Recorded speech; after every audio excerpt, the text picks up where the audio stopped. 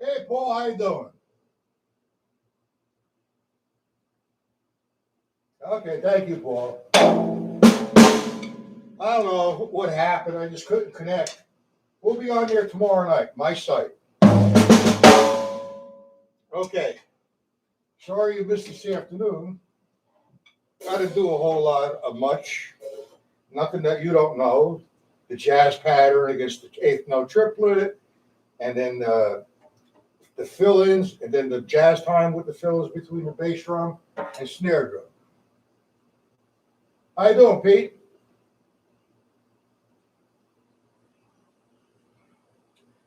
Okay. So you missed this afternoon, no problem. It's actually going to be filmed. It is being filmed on YouTube. It's not available yet, my 1 p.m. lesson. So you'd always come back and look at it or watch it if you're questioning what we did or you just quite don't understand what we did.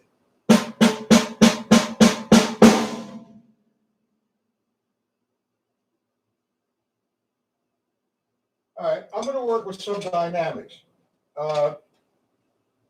Pete, you said that you've been playing for quite a while, and you just tell me briefly.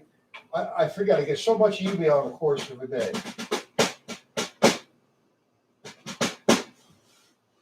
Okay. Eighth note vamp, Pete. That was one measure of eighth notes. I'm going to do that 4 times. 1 and 2, 3, 4. 2, 2, 3, 4. 3, 2, 3, 4. 4, 2, 3. Left hand. 1, 2, 3, 4. 2, 3, 4. Simple. A 4 measure vamp with the right hand, 4 measure vamp with the left hand. So, it's only Pete. Okay. Hold on. The glare this light drives me crazy. All right, whoever's not in the chat, please get in the chat. So I'm doing a 4-measure vamp. 2, 3, 4. Left hand. 1, 2, 3, 4. Right hand.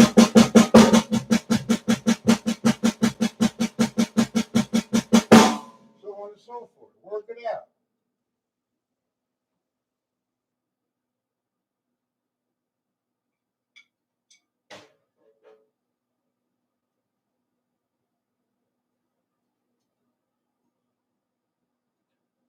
No, that's not what this platform is about. Thank you very much, Pete. The platform is an instructional platform, not a performance platform. I'm not here to show you how good or bad I can play or whatever. I'm here to teach you what I did to get better. It's simple. I'm not going to sit here and blow my brains out for 3 minutes, have a drum solo for 4 minutes. I'm not about showing off. I do sometimes, but most of the time it's just instructional. So we just did 8th note vamps, and we counted them 1 and 2 and 3 and 4 and. This time, let me see. Yeah, I don't know how many tom-toms do you have on top, Pete? How many tom-toms? I only have 1 on this side. On the other side of the room, I have 3 toms on the top. How many do you have? All right, well, we're going to take this. Let's see, 1 and 2 and 3 and 4, 1 and 2 and 3 and 4, 3 and 4, 1 and 2 and 3 and 4, 1 and 2 and 3 and 4. Yeah, no, that's not good. All right, example. Let me see. I can't see this. Pete, hold on.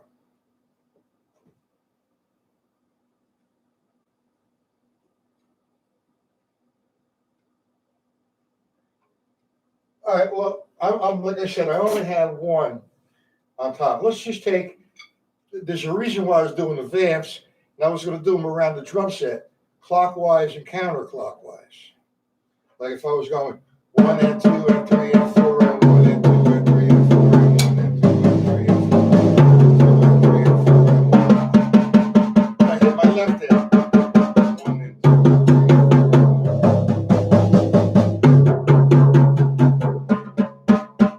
I just wanted to move clockwise and counterclockwise with that particular exercise. We still can do it, but we're going to have to think 3 times.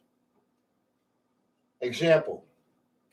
If I go 1 E and 2 E and I'm going to go 1 and 2 and 3 and 4 and 1 and 2 and 3 and 4 and 1 and 2 and 3 and 4 and. That's 3. This is 4.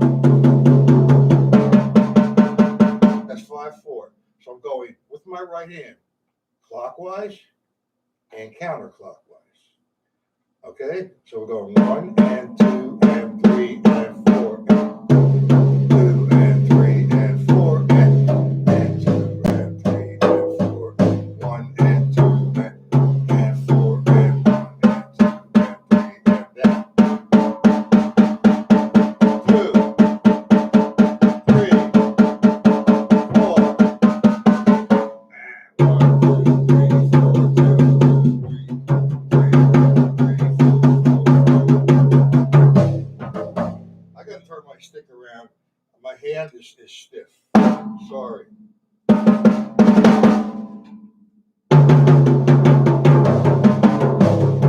So we're going 1 and 2 and 3 and 4 and 1. Now back. 1 and 2 and 3 and 4 and 1. Up. 1 and 2 and 3 and 4 and 1 and 2 and 3 and 4. Any way you want to do it.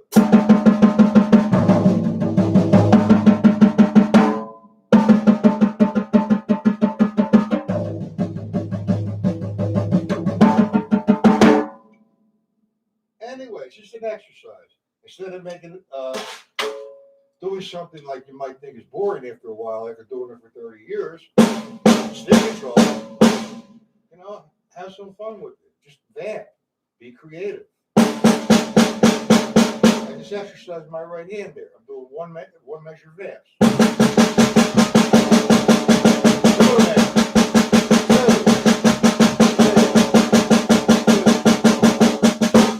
Now you just move them around the drum set. 1 and 2 and 3 and 4. 2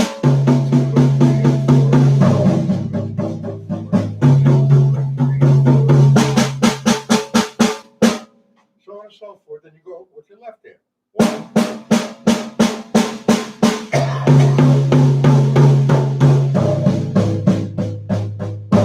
And once you finish that, now you're going to go back this way with the left hand.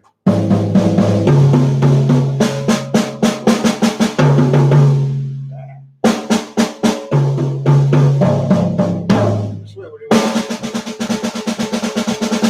Just vamping here.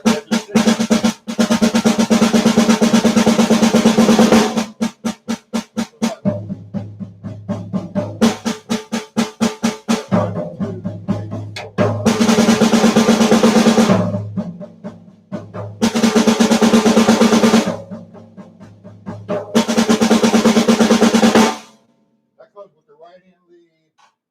Where's everybody tonight? It's only Pete.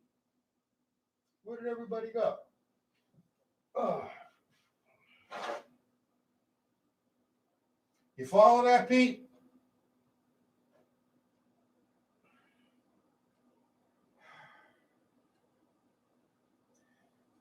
Okay. I just have fun with it.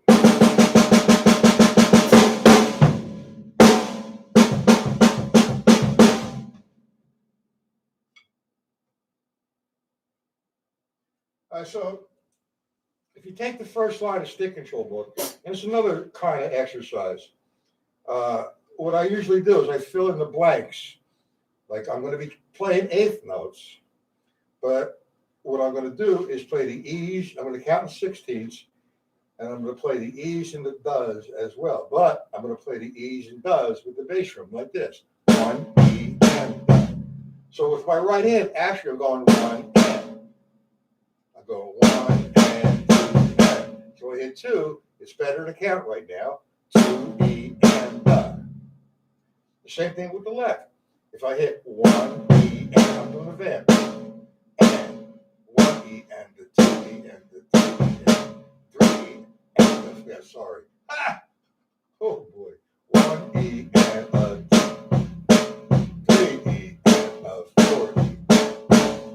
We get that? So what you want to do is explore the stick control other than, like page 13 and 14, where you have the short roll combination.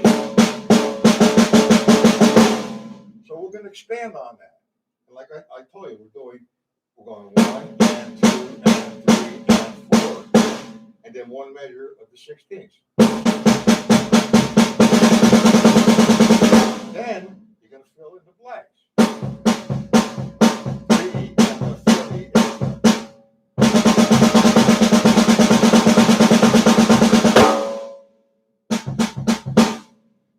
we get that? Everybody's following? Only Pete's here. All right, I'm going to just do, we understand what I'm doing? You following, Pete?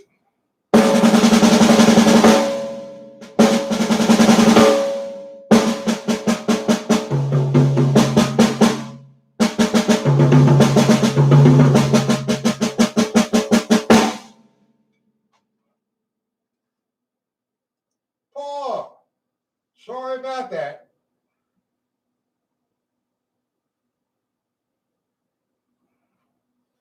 Okay, I just wanted to, again, that Paul's not late because I had a problem with my sight tonight. I don't know what it was. Anyway, Paul, we were working on some maneuvers around the drum set, clockwise and counterclockwise. Clockwise, counterclockwise. So if I play quarter notes, I went 1, 2, 3, 1, 2, 1, 2, 3. So with my right hand, I'm going clockwise, and then again, on a return, I'm coming off counterclockwise. So I have 1, what did I just do? Oh my Lord. I went one,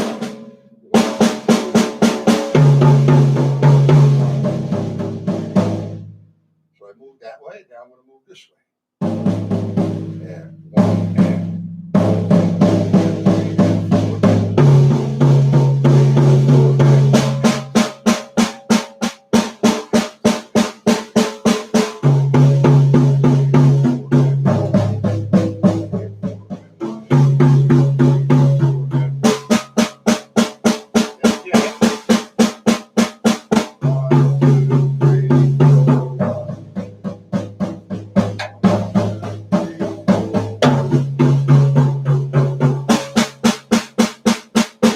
exercise.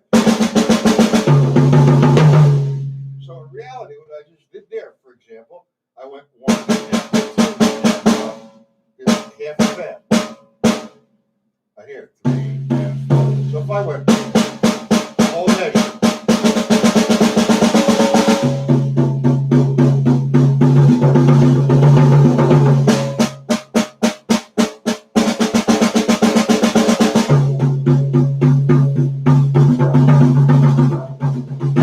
You guys get that?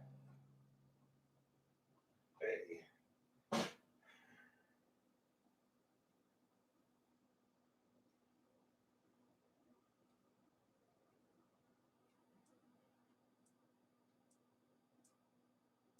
Oh yeah, you can come up with all kinds of exercises there, Pete. I have that in the stick control book formula. All right. I have a double. Well, that's the stone killer. That's what it eventually comes off of. You said play. Let me see what you said again.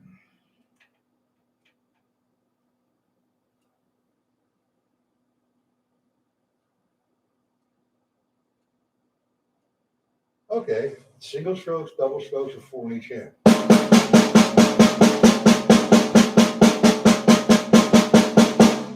you go. That's the stick control book exercise.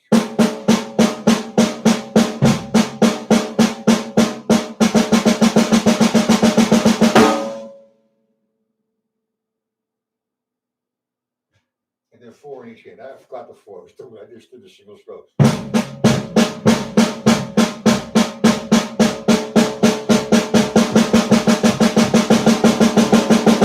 That's a good one. I'm going to write that out a little bit.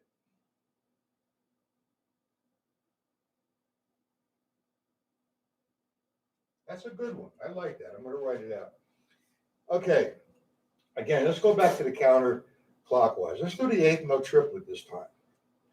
So if I start the eighth note triplet with my right hand, I'm going to play my bass drum 1, 2, 3, 4. So I just went 1 and 2, 3, again. 1, 2 and 3 and 4. Pick it up a little bit.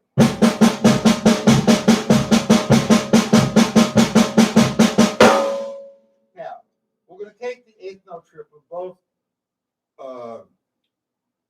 like alternating strokes, like 1, 2, 3, 4.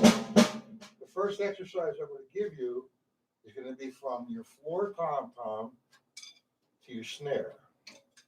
So I'm going to play 1 and 2 and alternating the strokes in the triplet. 1 and 2. Again. 1 and 2 and again. Simple. Now we pick up the speed. I'll just slow down a bit. 1 and 2 and 3 and 4. Simple. Now you want to be able to maneuver it a little bit faster.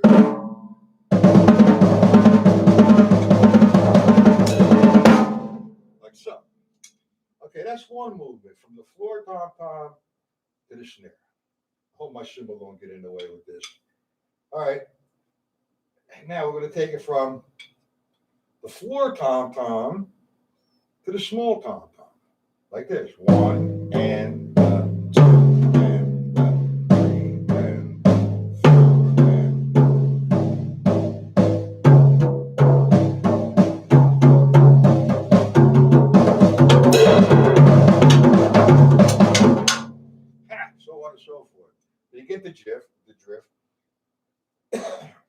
fourth tom-tom, snare drum. And you go back, of course. Let me do it again. Now this time, when you come down, this is a combination. 1, 2, 3, 4. That should be 4 here. 4.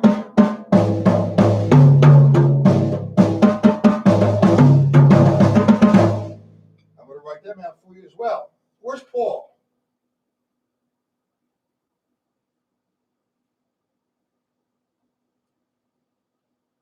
Only Pete's answering. All right, you guys understand the maneuver around the drum set?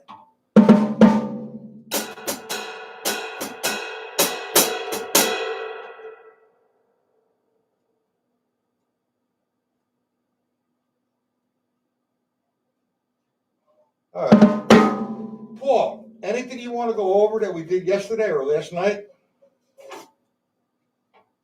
Paul?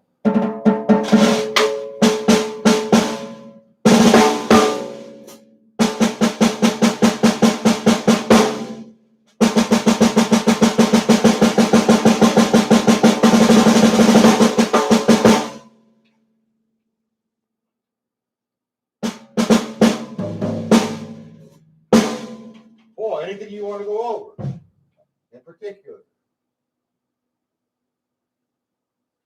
You were. I'm still working on it myself. You want me to go over it a little bit? You want to make sure?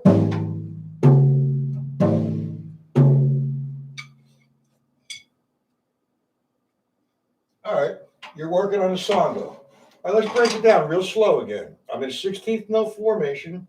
1 ienda, 2 ienda, 3 ienda, 4 ienda. I'm going to use 4 voices. Either my rise cymbal or the bell of the cymbal, the snare drum, the hi-hat, and the bass drum.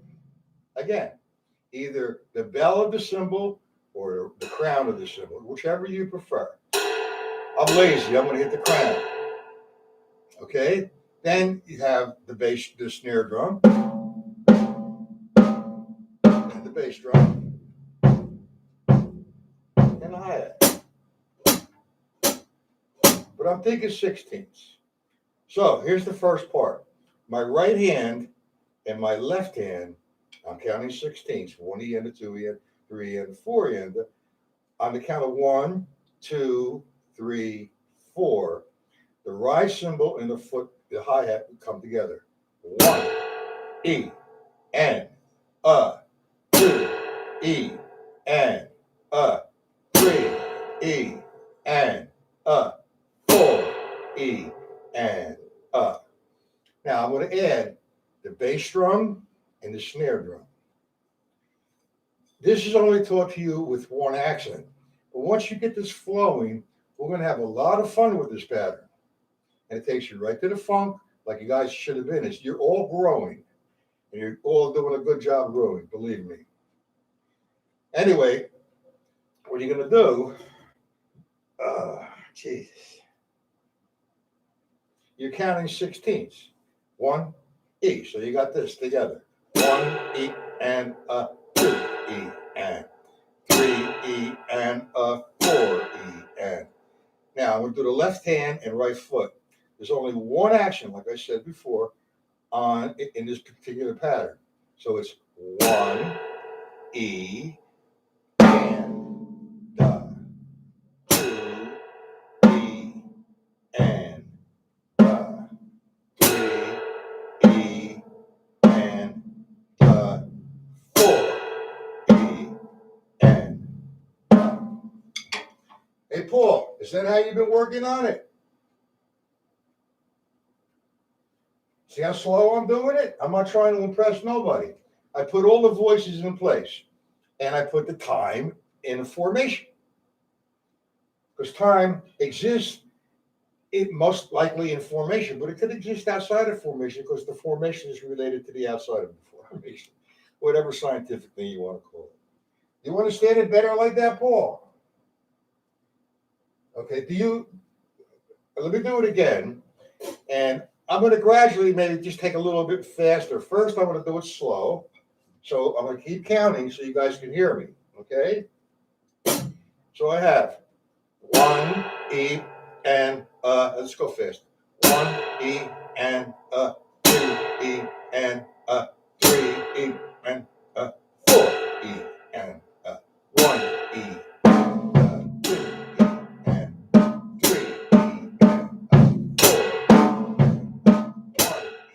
and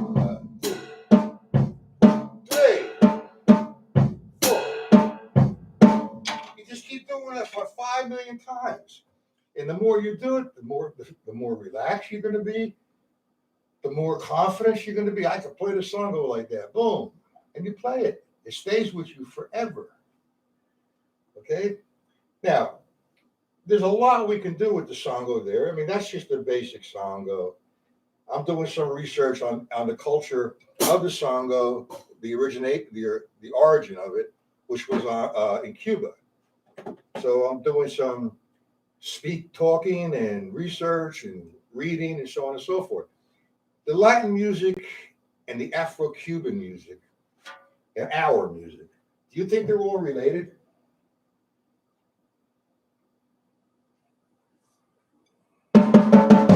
Nobody thinks they're related. Okay. Well, first off, historically, whatever we have now and whatever South America has came from, and Europe as well, came from Africa. And all the different tribes that were enslaved were taught either brought to South America, Europe, or the U.S. The same thing with they would get Spanish people from, say, Chile or Brazil or Colombia, and hijack them and sell them on the slave market, wherever there was a slave market, and actually in the United States back then, and also in Europe. But now, what happened was when you have all these intermingling uh, village people, there's different cultures, and you mix the different cultures, and boom, one more explodes, which is where these all come from. So, like back in South Africa, when uh, the communication of drums, if you ever watched the Tarzan movie or a Lone Ranger movie, let me do this way. Lone Ranger.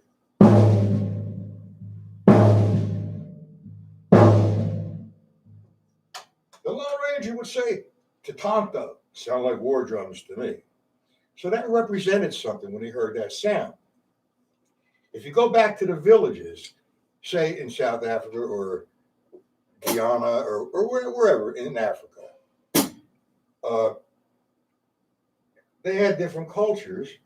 And like I said, they come all to the United States and South America.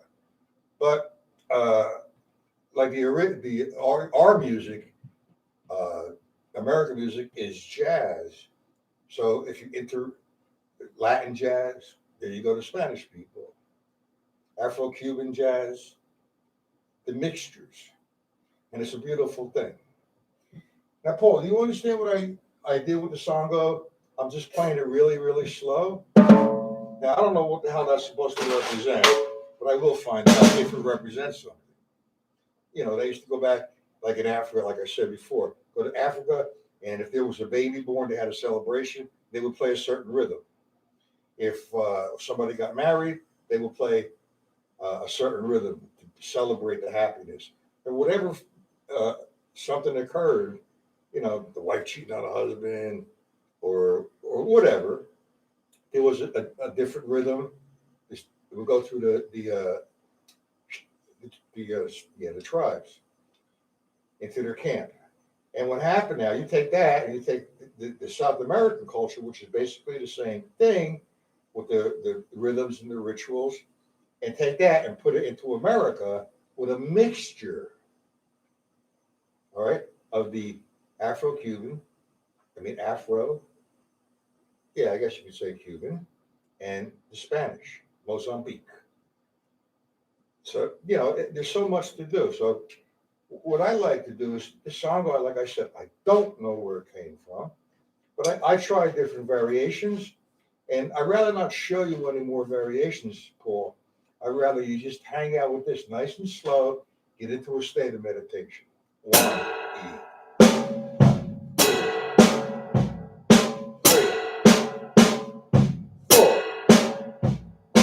1 E. 2 and 3, 4. You put the measure on them. You do that for 5 minutes. Watch what happens to you.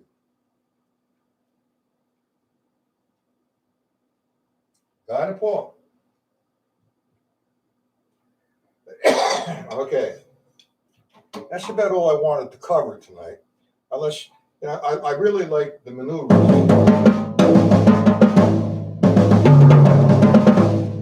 We'll go into them in depth, say tomorrow afternoon. We'll take one at a time, and we'll kind of put permutations of it in different combinations that would work. And then from the technique that you learned in the past, like the turnarounds, we'll come into view next. Okay? Okay, guys. Any questions?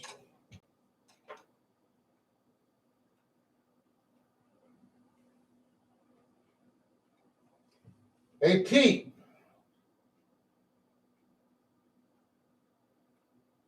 I'm going to give you a call, Pete.